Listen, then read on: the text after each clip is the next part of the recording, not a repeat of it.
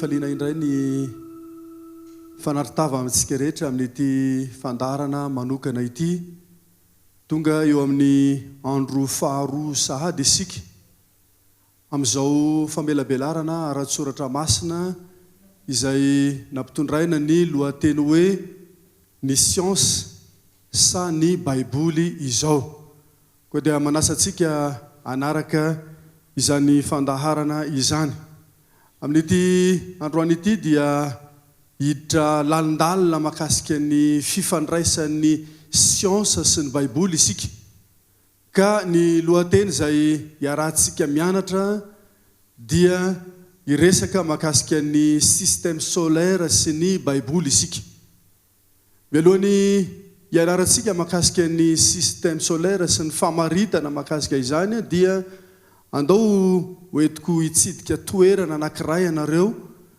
izay toerana fijerena ny zavamisy any ambony tsy takamaso any le ataontsika hoe observatoire izany hitsidika tanàna anankiray isika dia ny tanàna anankiray eo avaratry Maroc misy an'ity nosy ity izay atao hoe nosy Canaries misy faritra midadasika izy io ary toerana miteny espagnol satria zanatany an'izany toerana izany izy ireo raha jerekakaiky an'ilay aty amin'ny ankavia isika dia misy nosy anankiray atao hoe La Palma izay hitantsika eo amin'ny sary ary rehefa mitsidika an'io toerana io isika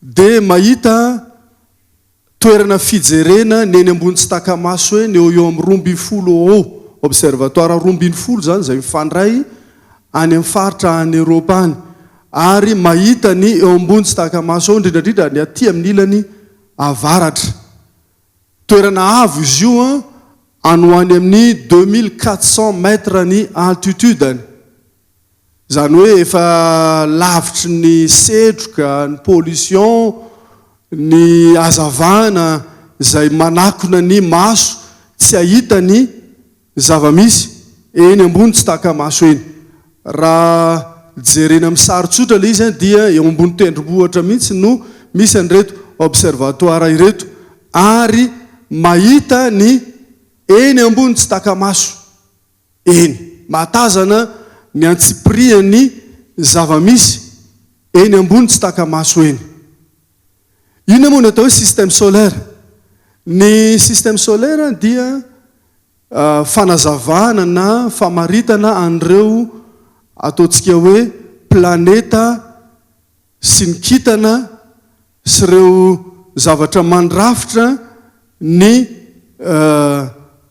ataontsika hoe ny mihodina eo amin'ny masoandro zany ireo planeta mihodina eo amin'ny masoandro misy planeta 9 zany mihodina amin'ny ity masoandro ity ary zay ny ataontsika hoe système solaire misy mpanoratra scientifika maro izay milaza fa misy système solaire hafa ihany koa any ambadika any fa ny tena hoenarantsika sy hoakekezitsika amin'ity androany ity dia ity système solaire izay misy ny planeta tany izay misy atsika ity araka ny efandraisantsika teo dia misy planeta 9 zany mandrafitra ny système solaire ny efatra voalohany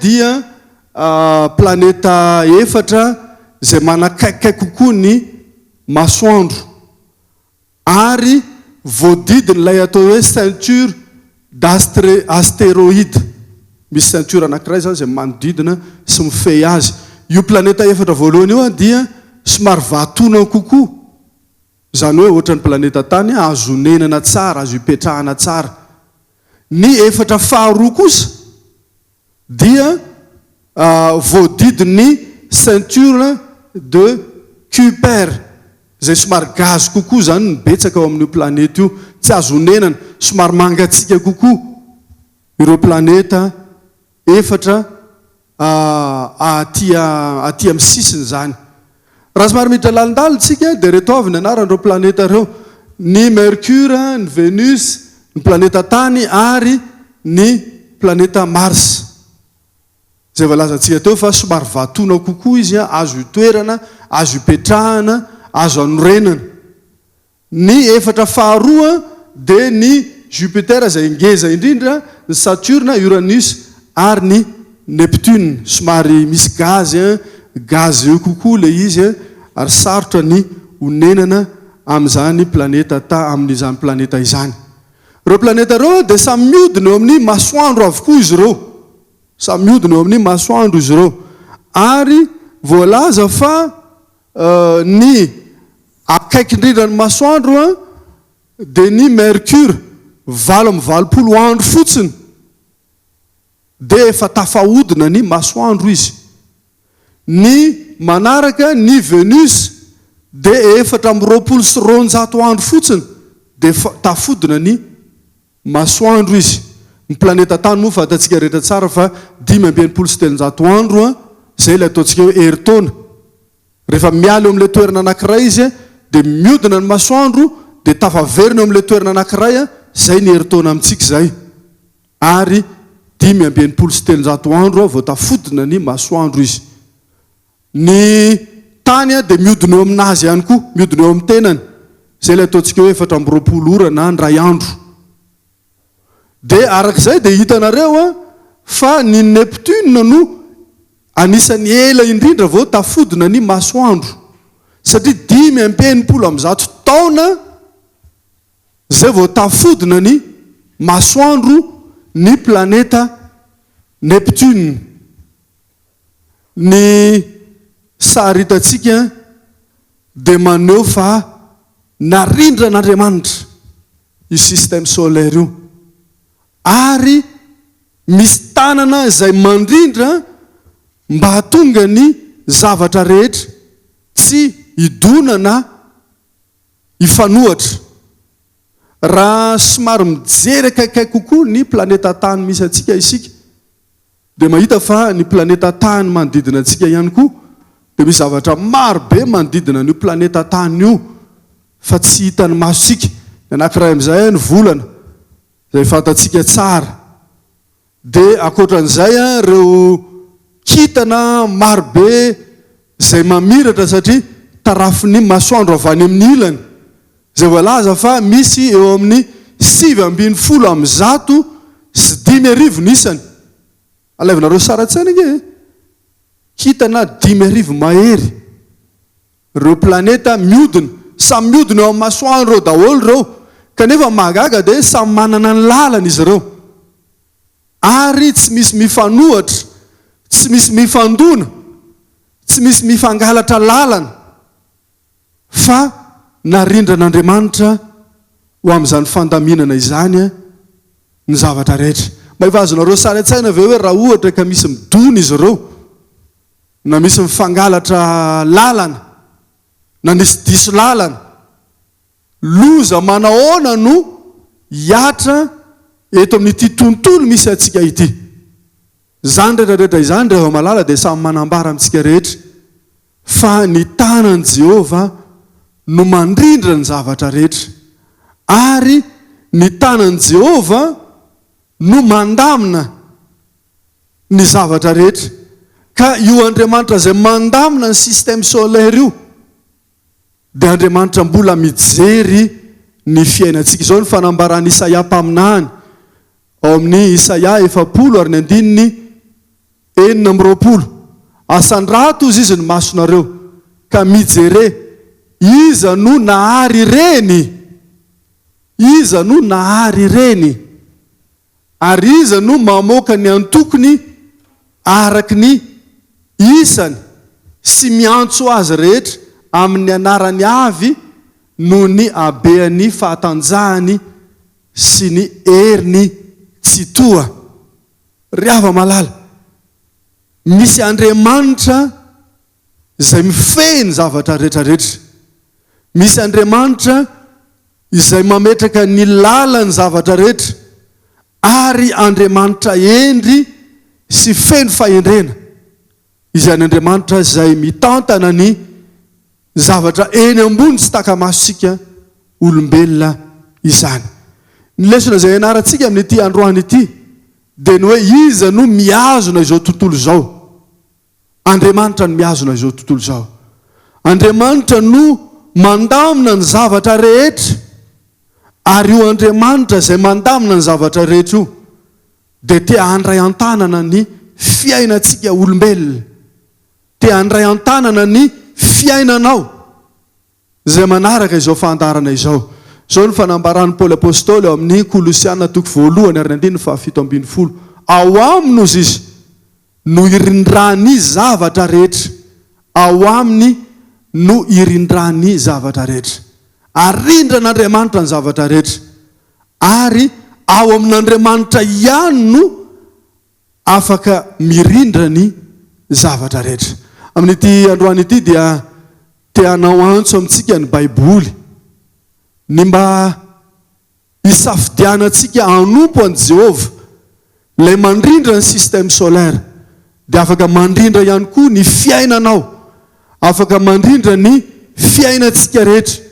Mety mirotsaka ny ranomaso, mety ho kivy, mety ho diso fanantenana, kanefa tady dio fa io Andriamanitra mandrindra ny zavatra rehetra io dia afaka mandrindra ny fiainanao koa izy raha misafidy hanompo azy ianao.